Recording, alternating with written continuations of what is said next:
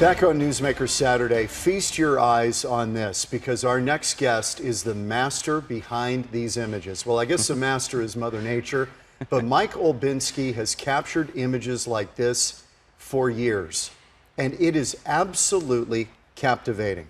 Photographer, storm chaser, Mike Olbinski, our guest on Newsmaker Saturday. Great to see you. You too, man. You're off the road. I mean, how does a wedding photographer end up a storm chaser?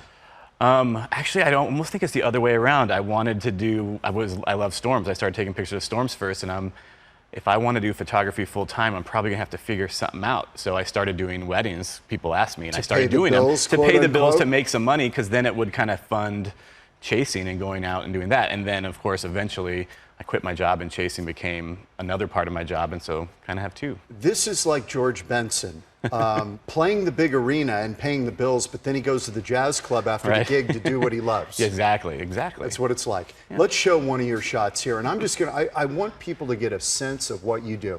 First of all, where was it taken? This was in a Nara Vista in New Mexico. I keep trying to remember where things are. This is near Monahans, Texas, southwest corner, or southeast of El Paso.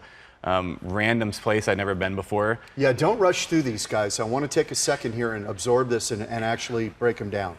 So just You want to go back? You want to start back? No, that's all right. All right. This was, I'll start over then. This was Nara Vista in New Mexico, and we chased all day for crap, and then we got in front of this storm at sunset, and it was magical. And then this wasn't even a great day, and this storm is almost on its way out, and then it has this corkscrewing updraft in southwest Texas. It was unbelievable to watch. That's not time-lapse. No, that was a still. Wow. Still. And this is Denver City, Texas, I believe, and this was my favorite storm of the year. I've been dying to see structure like that for Panhandle? Years and years. No, actually down in like southeast New Mexico, southwest Texas, almost on the border, Denver City down there, and it was remarkable to see. Okay, how do you, Mike, when you start chasing this stuff down, I've always been amazed because we seem to have trouble with it here at Fox 10 sometimes. Yeah. Getting ahead of this stuff and anticipating it. Yeah. How do you do it? Just practice and experience. It's really, really tough. You have to kind of know what the storm motions are going to be that day. Some of these I know ahead of time. They're going to move southeast, so I stay southeast of where they're going to develop because I know they're going to start coming that way, or they're going to eventually turn that way, or whatever. So you have to look at road networks ahead of time. You have to be paying attention to radar. You have to be paying attention to what the storm's doing, and you've got that all on board. Yeah, I mean, I have a Surface Pro little tablet with radar on it. I got my phone with GPS and Google Maps. I can see if it's a paved road or a dirt road. I can see kind of how the storm's moving and what do I need to do to stay in front of it. Is the storm moving 50 miles an hour today, or is it moving 20 miles an hour? So you're the football player who, in the open field, doesn't try to avoid contact. Yeah. You want contact. Well, I want contact to a certain degree, but I want to be able, for me, I'm taking pictures and time-lapse. I don't like rain and hail hitting me because that would pretty much ruin it. Right. But sometimes I sit in there too long, and this year I sat in too long time-lapsing a tornado kind of coming at me, and it finally came out of the rain, and by the time I decided to leave, all of a sudden the hail was there, and I didn't realize it got in there that fast, and my windshield started cracking and all this stuff. So this is the problem because you can get transfixed in your own photograph. Well, yeah, right? And the storms will do different things. I thought I had plenty of distance between where the tornado was and where the hail was, but the hail started wrapping around parallel to the tornado, and all of a sudden all I had was an east road. And out there, if it's rained before, even with a 4x4, you don't necessarily want to plow down muddy roads. You've lost some friends doing this, right? Yeah. I mean, it is very I have lost work. And Corbin, you've got young kids. Yeah, absolutely. Well, and I play it safe most of the time. There's a lot of people that I admire that can get right under there. They want that close-up video. They want that shocking, like 100 feet away from a tornado, and I want to capture the beauty of it. Sometimes I like to be close if I'm safe, but I like to capture like the beauty of it, so I'm back a little bit. You need perspective. Yep. Tell me about this one. Oh, this was a tornado in Tescott 2 years ago, 2018 in Kansas. And this was awesome. I had 2 tour guests with me, and we just watched that thing drop in front of us, and we were a safe distance. And this is just a random little supercell on the backside. It looked like, they call this a cinnamon bun out there. Never even heard that term. But the tornado was wonderful. I had a guest fly in from Kuwait. This was our very first day out, and we saw the tornado fully form, drop in a cone, and then vanish in the rain and come out as a wedge. Are you taking tours out? Yeah, this year we took 3 groups of about 5 each. Are they photographers or? Some of them are photographers. A lot of people that come with me are photographers. That's kind of their draw to what I do. There's a lot of people that join other tours because they just want to be close to a tornado and grab their cell phones and get video. But mine are usually people really looking to get great images. Tell me about the desert, because again, it's one of the most difficult things to forecast is the monsoon, and you've done a lot of work with the monsoon pictures here in Arizona. Your stuff's been in Arizona highways. You've been featured around the world, magazines, weather calendars, movies, documentaries. Right. You've done it all. We'll get to Thor in a minute because one of your scenes was used in Thor, the movie. But trying to deal with it here with the monsoon, because it's so unpredictable. Right. How do you get ahead of it? I mean, again, it's more of, I've been watching the radar out here for years. I mean, I'm definitely not a meteorologist, but I have noticed tendencies, patterns, and things like that. And it just kind of helps you know where to be, kind of what today's going to bring. You know, I know if there's severe storms in Tucson, they're moving northwest and they get really good. I know there's going to be a dust storm probably coming to Phoenix. I just know that. Rolling up I-10. Yeah, like rolling up I-10. Yeah. I know from the last couple of years, if they come off the rim and they hit Phoenix really strong, moving to the southwest, that I-8 can get massive dust storms that I don't think anyone was paying attention to until kind of witnessed one about 3 years ago. So you kind of just have to pay attention to these patterns. But, you know, a day like yesterday, or 2 days ago, where Phoenix kind of got hit, we were down in Tucson and all these storms went up at 1 o'clock and we weren't ready, and then dust storm chances were right out the window, and I just had no idea what I was doing. Do you run out there still right now, or are you doing most of your stuff in the Midwest? No, I chase out there in the plains in the Midwest and then come back and chase here. And I just finished up a workshop down in Tucson, and I have another one starting next week. And these are actually teaching people photography and how to shoot. So I chase all over Arizona just as much, all the way to kind of the beginning of October. Are you a storm chaser or a photographer? I guess I would say a storm chasing photographer. I don't know. Yeah, but I mean, I'm a photographer. Like, at heart, I want to capture pictures. I mean, I've driven to southern Arizona 3 hours and got in a storm and realized I left my cameras in another car. And and I said, all right. And I turned around and went home. I'm like, I'm all this way. I'm not going to take any pictures, so I might as well go home. How about this one? Well, this was a couple years ago. Nebraska, it was like a microburst that we got out of here, but it was hail crashing down out of that supercell. And this tornado was Tahoka, Texas, south of Lubbock. And that was May 5th, Cinco de Mayo this year.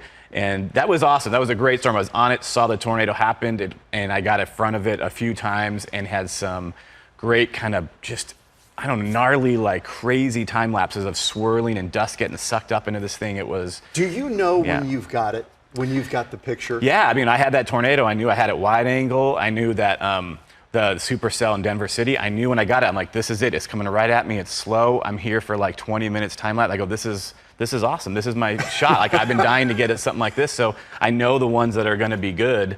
But lately, the last couple of years, I've been so, like, my standards have gotten so high that all I want are really good stuff. Do you jump back in the car when you get to a safe place and start clicking through to make sure you've got everything? Just to kind of go through your inventory? If I'm shooting lightning and I want to know if I got a good lightning photo, I will do what I tell other people not to do, is if you're shooting lightning, just let it go. Yeah. So don't look, because then you'll miss the next one. But I always got to see if I got it. You have to peek. Yeah, it's like Christmas. Yeah. When do you know when to go time lapse and when to just take shots? Some storms, you know, if I time lapse it, they don't look that great. Maybe they're far away. I know that I'm not going to get a great time lapse. Nothing's going on. But at that time, I know if a lightning bolt strikes, that'll be a cool photo. Can you do both? Can you yeah, I mean, I set up with 3 or 4 cameras sometimes. You do. So I'll have 2 cameras time lapsing on a good storm, and then I'll have a third that I have with like a lightning sensor on it that will detect lightning, take a picture, or I walk around and do different compositions or whatever. I've got to show this because my kids are absolute nuts about Marvel and all of that stuff. Let's go to 17. It's video that you shot. We kind of synthesized some of it down. Right. This was a scene used in Thor: The Dark World. This was shot what year? 2013, June 3rd, in Texas Panhandle, near Booker, Texas. Yeah. And we'll see, I think, in this, well, we may see it. I'm not sure. They might not put in the Thor part just because of copyright issues. Copyright, yeah, exactly. But that was Jessica Flores, our old reporter, who did this piece with you. There it is. Oh, there it is. Well, that's actually clips of Thor, but I don't know if this is it or not. Did this put you on the map, or were you already on the map? Well, I was kind of on the map with the Haboob in 2011, July 5th. That kind of put me out there. But this really, I think, in the world of storm chasers that kind of knew me, suddenly this vaulted me to a little bit of a different level. I saw someone either the next year or something that I kind of knew, and he's like, Thor, when he saw me. So, like, I was like, holy crap. Wow. He knows me and he says Thor, like the first thing he says. So I was blown away. So people, that was that was one of those things where photographers say, don't ever take anything just for exposure, because it's never worth it. Nothing, you know, it's never good enough for you. But this was actually, if I made nothing, the exposure was fantastic. How did it work? Did they see your clip and say, we're using it we want to use it in the movie? That's how it happened. They saw it on a different YouTube channel that I was partnering with, and then they emailed me, and they wanted to use it. I didn't know what they were going to do, but they wanted it for that movie. And had I known it was going to be a little bit of a climactic, huge scene, I probably would have held out for more money. but it was awesome. I mean, it was a giant scene in the movie. They do. Mike, they always. do. All right. Do we have a couple more? We've got the video, which is your newest project. And I don't want to mispronounce it. It's the video that you have compiled. Yeah, Vorticity 2. Vorticity 2. Yep, which is a weather term. right, which I'm completely out of my league. If we show some of this, maybe you can kind of talk us through a little bit of this, because it is just a masterpiece. Oh, thanks. Yeah, I mean, it's about 7 minutes long. This took me 2 years, basically, to make, because I chased all last spring in 2018. And it was a rough year. It wasn't like the best, but although this scene was from that year. And the music is fabulous. I love the music. Luke Atencio, I get it off themusicbed.com, and I'm an ambassador there, so I get to use their music and you know, kind of promote them. But I love his music. I use 2 different tracks of his. That shot is unbelievable. Where is that? That's in Colorado, east of Lyman. I love wind turbines everywhere. This is Nebraska, and a lot of those are from 2018. So I took 2 years to get the best possible footage, because every time I go through a year, I'm like, well, these building clouds are no good. This light rain falling is no good. I need better now. Like, I can't just deal. You've upped the ante. Yeah, for myself. So now I need to take 2 years to get enough good footage to put one of these out, because sometimes 1 year is not enough. Has technology changed what you do? Yeah, I mean, especially forecast models. They have. On the weather side. I was thinking about the photography side. Photography side, I think for me is more just experience and kind of knowing what I want and where I want to be and how the storm's going to move. So I've got more experience in knowing what's going to be a good shot, what's not going to be a good shot, how to position myself. But the technology, the forecast models have gotten a lot more accurate out there, where you can sit up in a town and a storm will fire right where the model said it was going to within 20 miles, and you're just. So we're getting better at this. Yeah, sometimes it does, sometimes it doesn't work, but it seems better. Do you think some of your work has put Arizona on the map? Because people tend to think there's no weather here, and we know better, obviously. Absolutely. I mean, I don't want to take all the credit for myself. There's a lot of other storm chasers that I'm friends with. All of us, you know, kind of back in, I think, 2010, 2011 with the dust storm and getting into it more, it kind of inspired other people to chase, and a bunch of us, the haboob, other people have been chasing more and putting out time-lapse and photos, and now, you know, on any given day, there's way more chasers than there used to be. How do they find you?